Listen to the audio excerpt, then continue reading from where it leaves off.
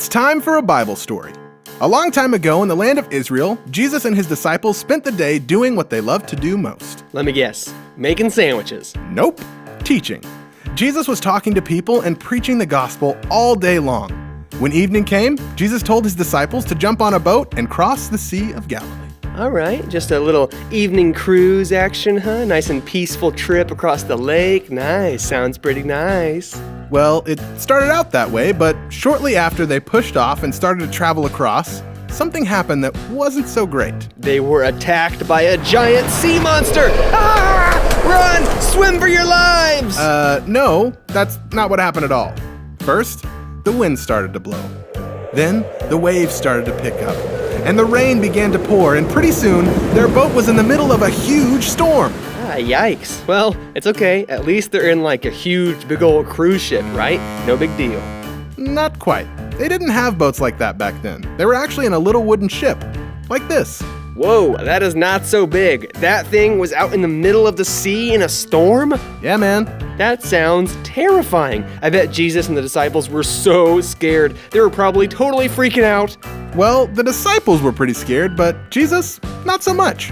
In fact, Jesus was asleep during the whole storm. Seriously? How in the world could someone sleep in a time like this? Look, the boat's rocking all over the place, water's splashing everywhere, the wind and waves are going crazy. They're just on a little tiny boat, man. Game over, man. Game over. Okay, calm down.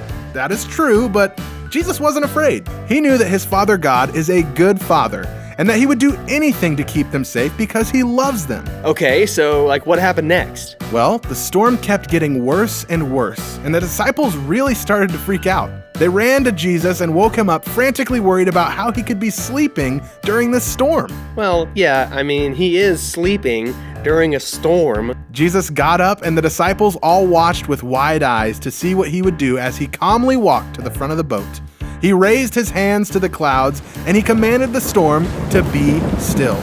Immediately, the wind stopped, and the water was completely calm.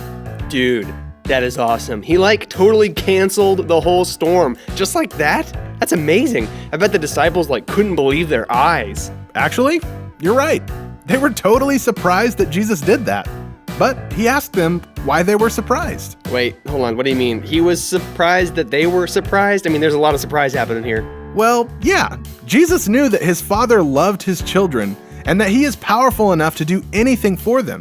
This is why Jesus wasn't afraid of anything while he was here on earth. He knew that his Father loved him and would take care of him. Oh, gotcha. So that's why he wasn't afraid of the storm or surprised that God came through for him? Exactly. He was able to teach the disciples a very important lesson. That 2 + 2 is 4.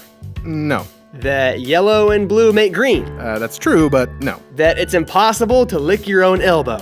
Oh, gross. Stop doing that. And no, it's much more important than that. Jesus was trying to get them to simply trust in God, their Father, who loved them and would take care of them. When we know how much our Father loves us, fear flies out the window. Ah, good point. That's a lot more important than math or colors or licking stuff. So after that, I bet they wouldn't have to be afraid of anything else that came their way, huh? Yeah, technically that would make sense. Like a giant sea monster attack! What? No, get that thing out of here. There aren't any sea monsters out there. Debatable, but I'm just saying if there were, we wouldn't have to be afraid of them, right? Okay, you got me there. Aha, a conundrum! Yeah. The end.